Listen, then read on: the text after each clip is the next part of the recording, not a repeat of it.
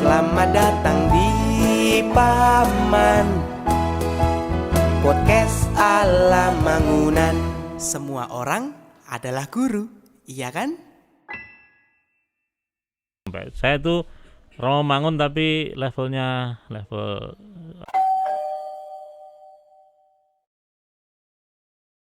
wah sepisan tok itu.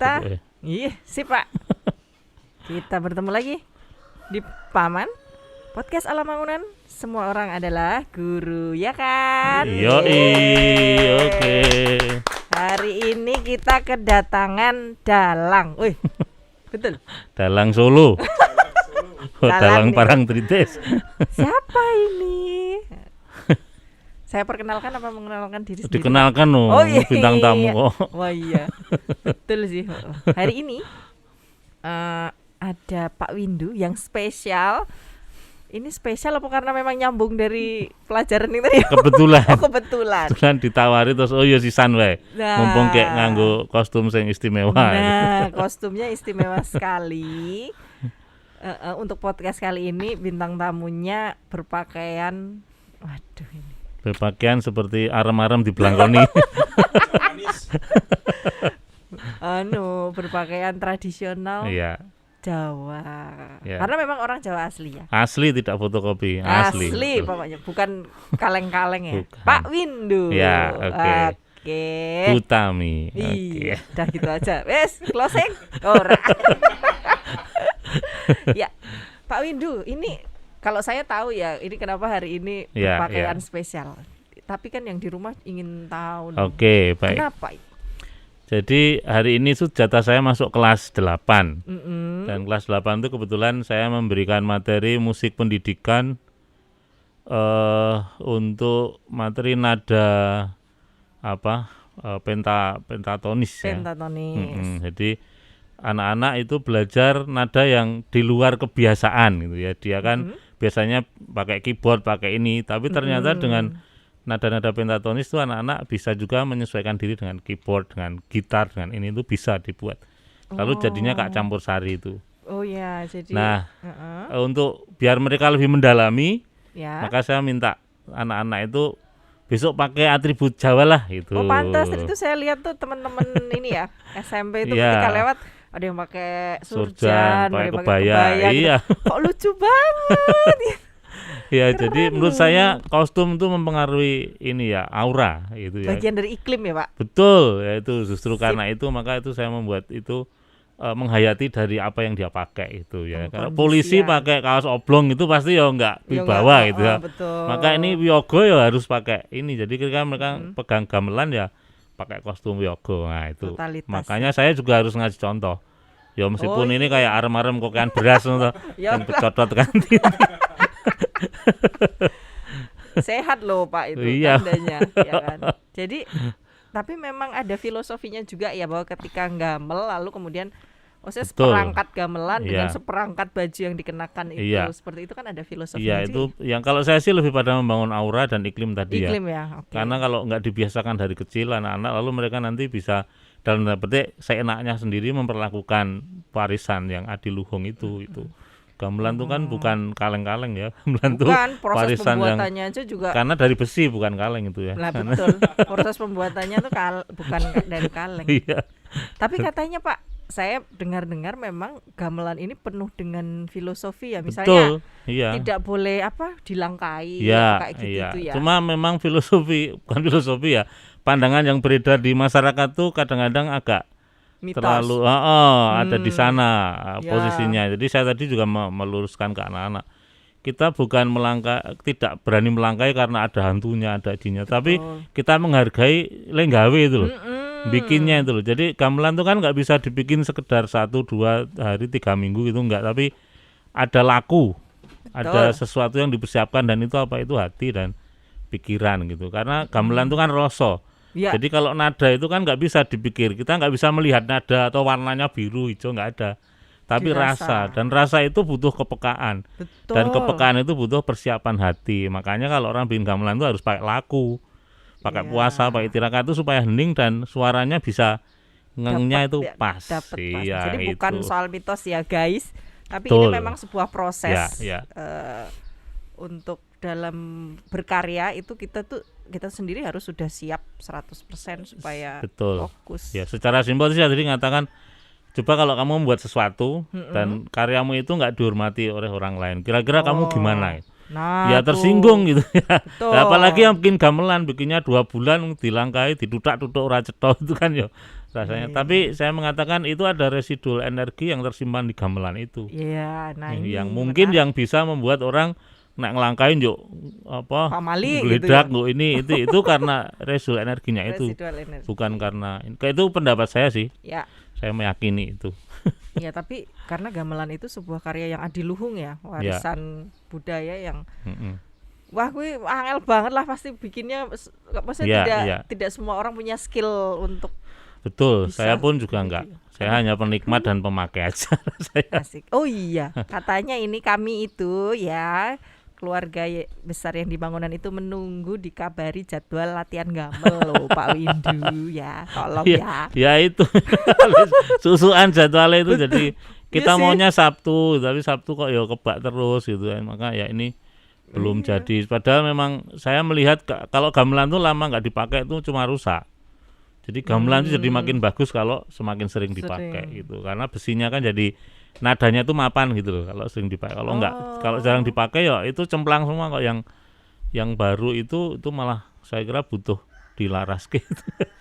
Makanya kalau kita harus segera membuat jadwal untuk bisa segera menggunakan gamelan. Betul, maneman berdebu juga ya kalau enggak dipakai. Iya pasti itu, dan debu itu korosi bagi gamelan, bagi logam itu. Eman. Betul. Ya. Mari kita nanti akan ada karawitan Mangunan gitu kali ya. Ya. Karawitan. Betul. Nanti kalau kita sudah bisa ngiringi sing dadi manten ngono. Wah, lumayan ya Pak ya. Saben minggu panggilan. Wah, live khusus Guru Mangunan, live karawitan. Wah, asik. Aduh, mari. Ya, ada yang mau bergabung? Ini gongnya kurang 1. Oke, gitu. Karena kenapa Pak Windu ini kan penikmat, tadi sudah menyebutkan penikmat musik, tapi juga pelaku di bidang seni musik ya. Kenapa Pak? Apa karena hobi sejak kecil apa gimana? Iya, pertama memang keluarga saya itu keluarga seni. Jadi simbah saya dalang. Lalu ya om saya Pak D ada ponakan yang jadi dalang juga. Cuma saya enggak. Tapi bisa dalang Pak Windu? Iya, kalau dipaksa mungkin bisa ya. Tapi pakem-pakemnya kan mengerti ya. Tahu lah, paling tidak tahu. Kenal gitu ya, tahu. Tapi praktek dulu pernah sih ikut kursus di keraton itu, tapi cuma sebentar. Karena waktunya enggak gadok lalu berhenti gitu ya. Jadi enggak dilanjutkan. Sebenarnya pengen. Nah, ini besok nanti Desember ada orang yang memaksa saya untuk mendalang, saya mau mencoba. Di mana itu? Rahasia dong, nanti kita kejutan. Mau nonton loh. Nanti nontonnya live streaming aja. Oke lah, kita tunggu linknya. Ya itu karena keluarga seperti itu, kemudian bapak saya juga almarhum seorang pengarang lagu, penulis lagu, komposer Jawa khususnya. Kemudian ibu itu penari, ya, almarhum juga udah. Jadi keluarga seni, jadi dari situlah saya suasana dari kecil itu sudah terbangun di sana. Ya. Seni ya. Iya, kebetulan adik saya dua-duanya diisi, saya sendiri yang kosong. Jadi isi kosong. Kosong adalah isi itu biksu Tom Sangtong ya, bukan dong. Itu jadi terbentuklah di sana. Saya pelaku seni, suka nyanyi, main alat musik, ya beberapa alat musik menguasai, gamelan juga beberapa juga bisa, bukan ahli ya, tapi bisa. Itu dan juga penikmat itu, maka kemudian bisa jadi ban serep di Mangunan ini. Jadi kalau nggak ada guru musik ya musik, nggak ada guru bahasa Jawa ya bahasa Jawa.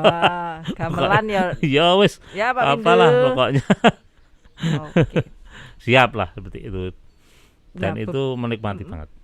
Nah, saya itu kan kami ya, itu sudah beberapa kali mendengar lagu-lagu ciptaan Pak Windu yang ini yang kemarin-kemarin kan ada yang mantap. Apa itu Pak, yang untuk dunia giwa, lalu yang lain-lainnya juga. Kira-kira sudah berapa lagu yang diciptakan? Kalau berapanya mungkin saya tidak ingat persis ya. Kalau 50 mungkin lebih.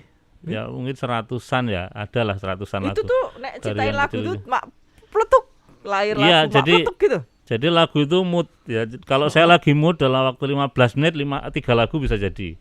Berarti dalam waktu 15 menit. Iya, kalau lagi mood. Tapi kalau nggak mood saya pernah dimintai untuk membuat lagu 3 bulan nggak jadi. Padahal udah selak nggo rekaman gitu. Nanti Mas ora dadi setiap bikin itu saire ora gathuk nute wagu gitu. Jadi neng rasa tuh nggak pas gitu. Tapi kalau lagi mood itu misalnya saya yang sering itu kan memang lagu untuk doa ya di gereja. Saya bikin beberapa lagu Mazmur, lagu. Saya menikah itu 90% lagu karangan sendiri. Untuk lagu menikah. Enggak enggak dijadikan rekaman apa sudah satu beberapa masuk di gitu? Sebuah penerbit lah, diterbitkan di sebuah penerbit lagunya itu beberapa di sana, dimuat di sana itu. Lalu beberapa juga dinyanyikan beberapa kelompok kur gitu. Ada gitu. Sudah dihak patenkan semua nggak Pak? Belum. Eman-eman loh Pak. Belum. Ya, betul kan sekarang. Saya kan tuh penganut filosofinya Bapak Bapak saya itu kalau ngarang lagu itu lagu untuk umum gitu. Jadi dia nggak mau mematenkan. Bapak saya itu udah punya 3 album, tapi semuanya juga nggak dipatenkan. Jadi itu lagu milik umum. Jadi kalau saya juga gitu, udahlah ini saya bikin ini milik umum, nggak usah di ini. Itu juga filosofinya yang saya pegang dari Bapak juga saya. Tapi dari ratusan lagu yang sudah diciptakan itu sampai sekarang masih hafal semua Pak? Kalau apa semua enggak, sing lali wak. Tapi ditulis toh, ada dokumentasinya gitu? ada. Nah, itu penting. Yang hilang juga banyak. Waduh. Sesuk akan terus lahir karya-karya baru ya. Iya. Memang saya sering dimarahi istri saya tuh karena lumbian kan wis tahu nulis lagu gitu. Lali ya. Nah, itu proses pendokumentasian kan penting direkam dicatat gitu ya. Ya, makanya sekarang saya rajin mengunggahnya di YouTube. Nah, kalau ada lagu baru saya unggah di YouTube. Ada teman di studio yang bisa membantu, saya buat videonya lalu saya unggah di YouTube. Itu sekarang yang saya lakukan ya kan, hidup-hidup titip file gitu ya di YouTube tuh supaya nggak hilang. Yang bisa... manten itu yang saya memang sekarang masih di ini. Ada teman-teman dari multimedia, saya itu punya kaset waktu menikah rekaman itu video 8. Nah sekarang readernya udah nggak ada. Sebelum ditransfer itu ada 2 kaset saya punya itu. Bentuknya masih kaset. Iya, masih kaset video 8 yang kecil itu. Saya cari readernya udah enggak ada. Iya sih, jarang.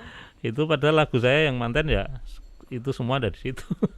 Waduh, ini kayaknya perlu ada upaya untuk nanti sebagai perayaan pernikahan yang keberapa itu ya. Itu bisa jadi. Gitu, coba ini gagasan yang bagus nih. Iya, saya untuk pikirkan. Surprise istri dan keluarga. Ya, bisa. Menikah dengan iringan lagu-lagu ciptaan sendiri, lalu di ulang tahun pernikahan yang kesekian lagu-lagu itu video yang belum pernah tayang itu, premier itu ditayangkan. Begitulah itu kado keren banget loh Pak kadonya. Baik, nanti coba tak upayakan. Kalau ada yang bisa bantu loh, cari readernya video 8. Nah itu, nanti kita cari kekelician. Barangkali nemu, ya kan udah barang lama kan. Lama banget. Jadi ininya nyarinya di ketika saya menikah itu juga sudah jarang, jadi apalagi sekarang. Atau teman-teman di rumah yang mengetahui info tentang readernya video 8, tolong tulis di kolom komentar ya. Nanti kita cek. Pak Widu membutuhkan.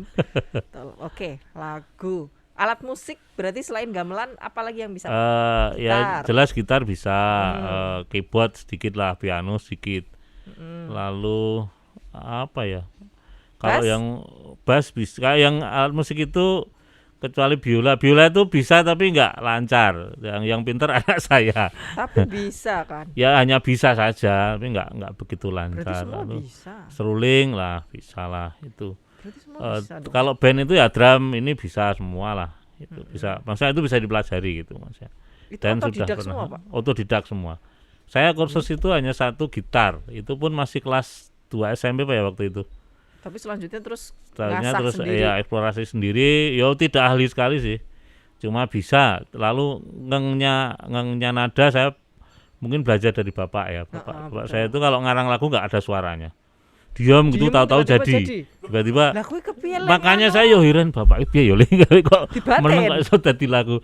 Terus akhirnya iki lho dicoba. Ya bagus dicoba.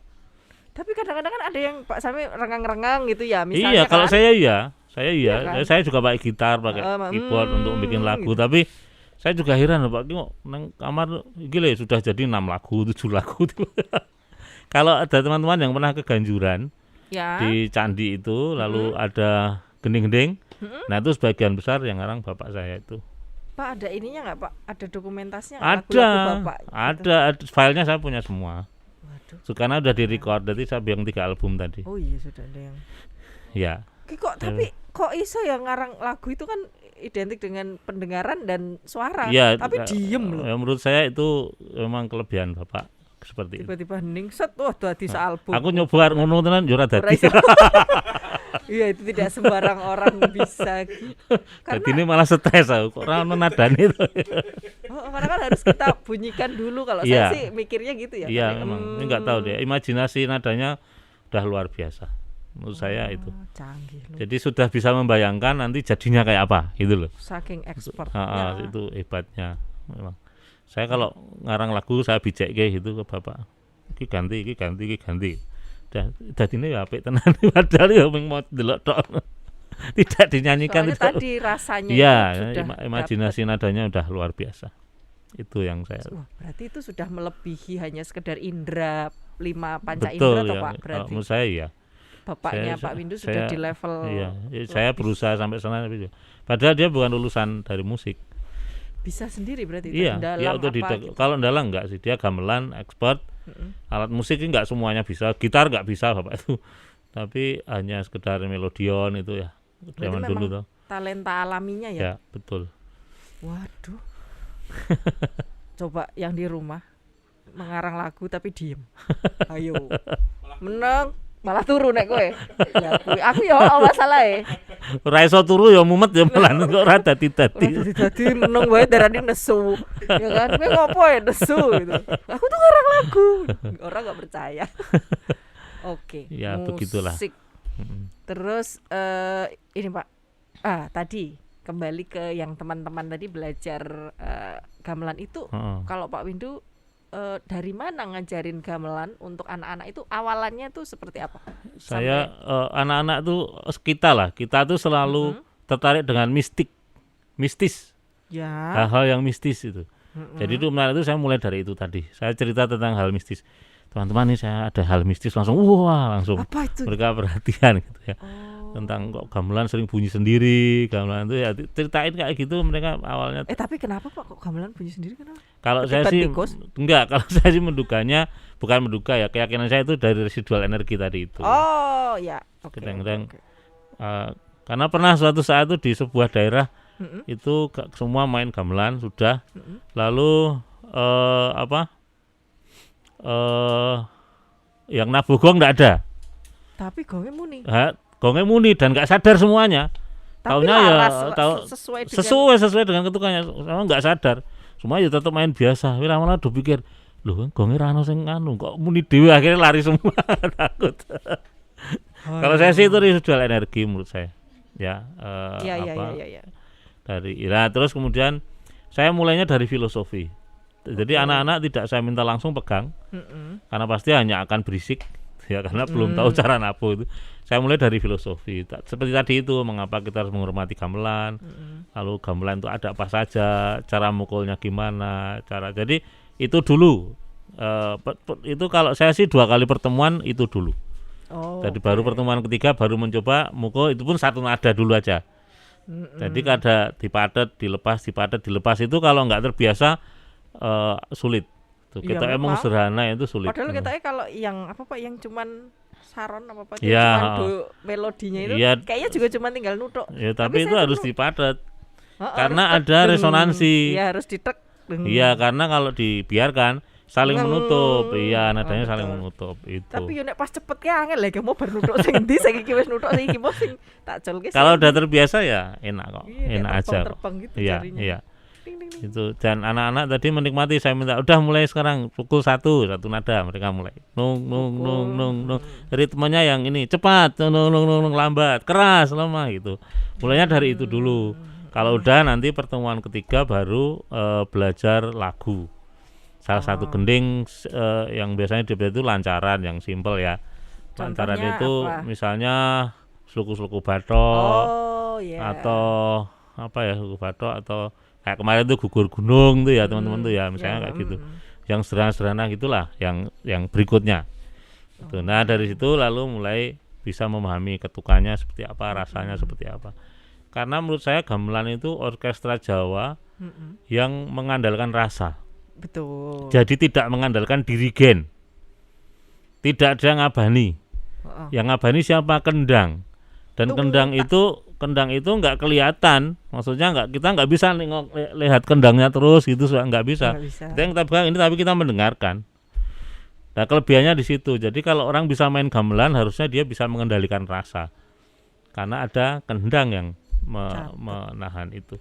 Tapi memang gamelan itu saya bilang tadi di awal, filosofinya tentang bagaimana ketika kita bermain gamelan itu nggak cuma main musik, tapi kita sebenarnya sedang hidup dalam arti ya itu filosofi hidup tuh ada di gamel itu jadi tadi. ada banyak jenis alat musik dengan pemukulnya yang beda-beda, dengan bahannya yang beda-beda, tapi bisa digabungkan satu dengan harmoni dan tanpa diabani dengan rasa. Nah saya kira dalam banget loh itu kalau untuk anak-anak SMP sangat tepat, karena anak-anak SMP kan biasanya pengendalian dirinya lagi mulai hebat-hebatnya ini toh itu kalau dengan gamelan itu kayak terapi gitu menurut saya. Catat ya, gamelan bisa menjadi sarana terapi pengendalian diri. Keren. Itu menurut saya makanya saya selak kepengin ngajak anak-anak main gamelan tuh karena bisa jadi terapi. Ini sudah anak-anak. Pertemuan berarti ini baru pakai sekali ini anak-anak. Kita baru PTM karena PTMT ini baru sekali, besok pagi yang kelompok berikutnya. Itu.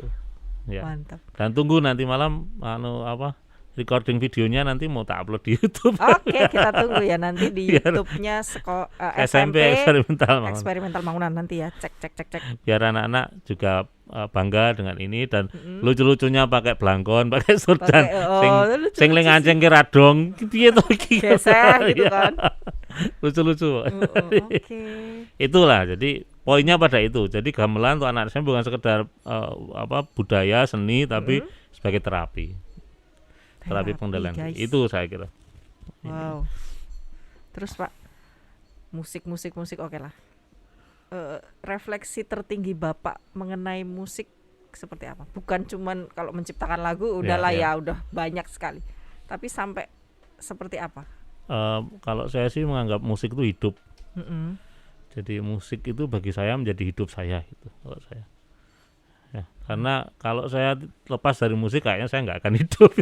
Hampa ya. Iya, karena hidup saya itu penuh dinamika, penuh keharmonisasian. Bagaimana membangun harmoni dengan situasi yang ada di sekitar. Itu bagi saya musik itu bukan sekedar nada yang disusun menjadi harmoni, tetapi ada sesuatu yang dalam yang di sana yang bisa sampai ke hati. Makanya orang bisa sampai nangis dengerin musik itu karena itu. Jadi bagi saya musik is life. Musik adalah hidup. Wow. Tapi dulu ini enggak Pak, ketika mungkin masih di usia lebih muda kemudian manggung apa gitu dengan musik-musik. Ya saya menyelesaikan kuliah dengan campur sari. Dari ngamen dari manten ke manten itu. Oke. Pengalaman panggungnya juga sudah. Iya, saya dapat istri juga dari ketika lagi manggung. Enggak sih, sebenarnya sudah kenal duluan, cuma tiba-tiba orang pacarnya penyanyi campur sari. Padahal itu sampingan. Saya ada di karyawan swasta di sebuah perusahaan, lalu sampingannya itu gitu. Karena tapi ya lumayan. Iya, tapi ya itu tadi saya menyelesaikan kuliah dengan itu. Dari panggung manten ke manten gitu ya. Ya lumayan waktu itu sekali satu lagu dibayar 20.000 lah. Lumayan loh waktu tahun 90-an ya. Padahal kan bisa berapa lagu kan? Jadi sekali tampil biasanya saya nyanyinya 4 sampai 5 lagu. Berarti sekali itu 100.000 itu waduh itu. Tapi kan tahun segitu itu nggak tuku bakso sama gue adus waktu itu. Sa-RT kayaknya. Sa-RT. Bakso Rp150 kok piye. Iya, makanya bisa jajanin orang sa-RT. Iya, itulah dulu hidupnya dari sana. Dulu spesialis di Saya vokal. Oh, di vokalnya malah. Ya, tapi sambil pegang ini enggak? Pak saron saya biasanya, saron imbal itu biasanya. Kalau nggak nyanyi saya pegang saron. Biasanya nyanyi. Kebetulan 2 adik saya juga ikut. Dari mereka juga punya potensi di situ. Lalu kami bertiga itu saya 3 saudara lalu diusung kemana-mana sebagai setiap penyanyinya. Iya, sebagai penyanyinya. Sabtu minggu lumayan. Lumayan loh, tahun segitu kok. Ya kuliah baru berapa waktu itu. Belum ada sistem SKS. Udah nutup lah ya. Sudah lah. Ya meringankan ibu bapak karena bapak hanya guru SMP dan ibu rumah tangga itu ya. Jadi anak-anaknya harus berusaha sendirilah untuk ini. Tapi sekarang masih karir musiknya masih berlanjut? Enggak. Jadi saya sih menyarankan jangan ditiru saya. Saya itu apa-apa tak lakoni tapi nggak ada yang serius, nggak ada yang sampai expert gitu ya. Jadi saya musik bisa, olahraga juga menguasai, nulis buku juga beberapa ini, tapi nggak ada yang sampai. Saya itu Rawamangun tapi level jauh sekali gitu ya. Rawamangun 10 saya 2 itu paling. Jadi apa-apa biayain ora anu sing mendalam gitu. Maka saya sama anak saya bilang, kamu pilih satu aja. Tapi ya mendalam gitu. Oke. Tapi kan kalau Pak Windu punya banyak skill tapi mendalam semua juga kayaknya. Enggak. Tapi kan pada akhirnya skill musiknya Pak Windu sekarang bisa dibagikan untuk anak-anak. Menurut saya itu juga. Ya. Jadi kalau saya sih menurut saya hal yang saya syukuri adalah saya punya dikaruniai Tuhan mempunyai transfer ability yang lumayan sehingga keahlian itu tidak saya sendiri gitu loh. Malah tapi jadi menjadi berkat bagi orang lain. Itu yang saya syukuri. Tuh. Jadi saya diberi kemampuan Tuhan untuk jadi guru. Nah, itu yang saya syukuri. Saya. Jadi ilmunya kan nggak mandek. Ya, itu ya. Betul. Menular ke itu yang saya lain. syukuri. Ya. Iya. Nah, Pak, genre musik yang paling disukai Pak Windu? Apa saya tuh all round ya, apa suka ya. Saya rock juga suka. Tapi saya sangat menghayati ya memang di musik tradisional gitu. Keroncong juga pernah ikut bintang radio ya, pernah ikut. Bintang radio iki lawas loh. BRTV iya dulu, bintang radio dan televisi. Tahun berapa ya? 89 Pak ya. Waktu masih SMA saya. Aduh ya ampun, saya baru meletrek tahun segitu. Itu saya kalah karena pas nyanyinya di studio kademen tidak pakai jaket. Teman-teman yang lain kok nganggo jaket tadi suaranya dredeg karuan itu. Oh, faktor teknis ya, bukan karena tadi diketawain sama wah ya kudune nggo jaket ayo. Ayo karang wong desa ya. Oke. Bintang radio. Sekarang tuh masih ada nggak ya bintang radio itu? Ada. Kayaknya saya artis ya? Bisa dari lebih gampang sekarang mencari. Ya sekarang ada banyak ini ya, banyak apa namanya itu pencarian bakat itu ya. Kadang-kadang dari selebgram kayak gitu ya, juga betul. Lebih banyak sarana. Lebih banyak yang ini. Bintang radio, wah kita nostalgia. Nostalgia. Kalau ini Pak, penyanyi favorit? Kalau paling suka? Sopo ya, saya tidak ada yang sangat suka itu, tidak ada saya. Ya pokoknya lagunya aja yang lagunya isinya bagus, menginspirasi itu yang tak pakai itu. Saya tidak suka mengkritik suara orang gitu. Karena kalau dia menyanyi pasti itu kemampuan terbaiknya itu.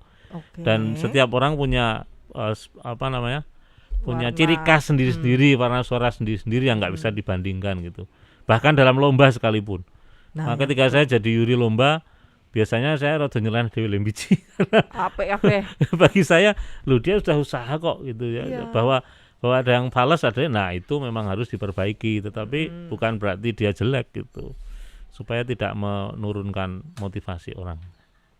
Nah, gitu. Lomba iki kabeh juara.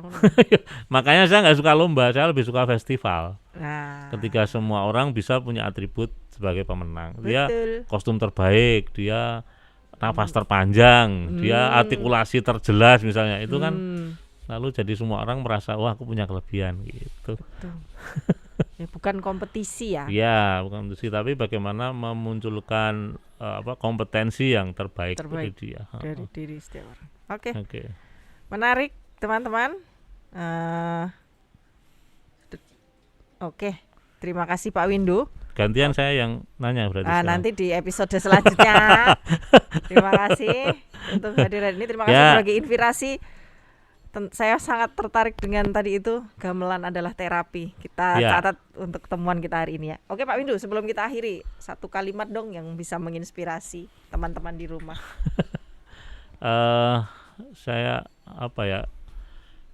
kalau dari saya selama ini yang saya jalani ya. Pertama, selalu berpikir positif. Itu membuat hidup kita juga akan selalu positif terhadap orang, terhadap apapun gitu. Lalu yang kedua, jadilah seperti air kalau saya, bisa menyesuaikan dengan tempat dimanapun kamu berada. Jadilah air, penting ya. Oke, terima kasih Pak Windu sudah hadir hari ini. Terima kasih juga Bu Kita Tami. tunggu lagu-lagu selanjutnya nanti diupload di sini. Baik, saya sedang menggarap beberapa lagu juga. Nah, nanti kita tunggu upload aja di sini. Oke. Terima kasih yang di rumah, jangan lupa like, subscribe dan komen YouTube Sekolah Eksperimental Bangunan. Sampai jumpa lagi ya, dadah. Dadah. Oke.